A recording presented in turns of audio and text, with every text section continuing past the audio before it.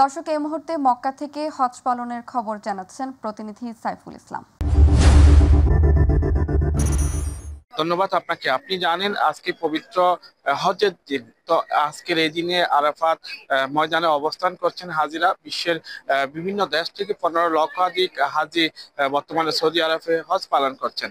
তো বাংলাদেশ থেকে 87,100 হজ যাত্রী রয়েছে। এর মধ্যে যে হজ যাত্রীদের সেবা দেওয়ার জন্য অতিরিক্ত 835 জন সাথে রয়েছেন। তো ইতিমধ্যেই 17 জন হজযাত্রী বাংলাদেশি মারা গেছেন। তো অন্যান্যরা কিন্তু নিরাপদে হজ পালন করছেন। তো এখানকার যারা আইন শৃঙ্খলা রক্ষাকারী বাহিনী রয়েছে তারা কিন্তু খুব কঠোরতার সহিত হাজিদের নিরাপত্তার সাথে তারা কাজ করে যাচ্ছেন।